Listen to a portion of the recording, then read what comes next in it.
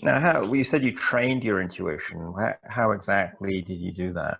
Was it just looking at a lot of numbers, and a lot of reports, and digging down into them, or do you do anything else to train your intuition? Yeah, it's been a fairly passive learning experience. Like I, one of the things I enjoy doing is learning languages, even though I may not have any reason to speak them, just for like the intellectual challenge. And they talk in that about active things that you know in like you've got your active vocabulary and your passive vocabulary. The active vocabulary is the words that you know really well, and you can use them if you want to assemble a sentence. Whereas the passive vocabulary are the words that you don't know that you know until somebody says them or you read them, and then you know what they are. And the passive vocabulary, that's all subconscious learning, or things that you haven't put dedicated effort in to try and memorize, or that you haven't memorized enough.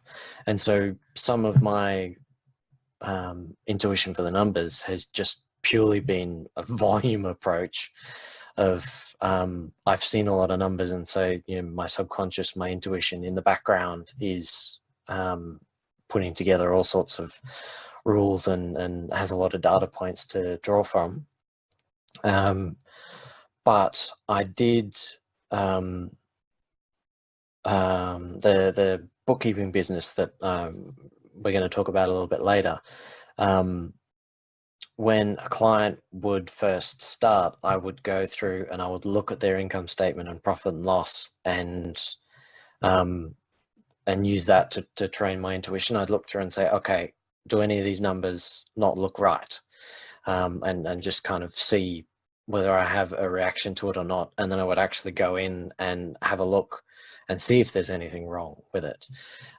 So I took that opportunity to make that an intensive learning experience and see if I could train my intuition or not. And I think it helped.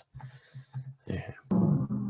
So you would do this in a low risk environment where you could just listen to your intuition, check it out, repeat it, and just help it learn when you're getting that right nudge that something's not right with the numbers. Absolutely, yes. And spot on with the low risk part of that, because it wasn't live with a client or a potential client who I'm trying to impress. This was on my own time, so it was easier to listen to my intuition and not have something else be clouding that, like my desire to find something so I can impress my new client could cloud what is actually my intuition and what's just my desire to please or something like that. So was this at home in your accounting dojo, and you were wearing sacred robes and like meditating before you got to look at the report, or? Not any particular external aspects to it, but there was definitely I would do it when I was relaxed.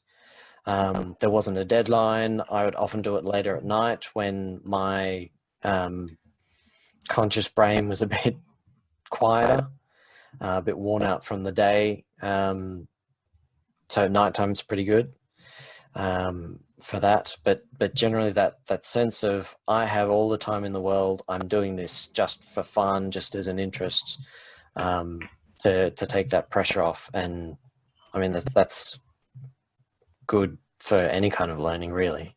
But I figure it was even more important to make sure I was really listening to my intuition as well. Now, is this common among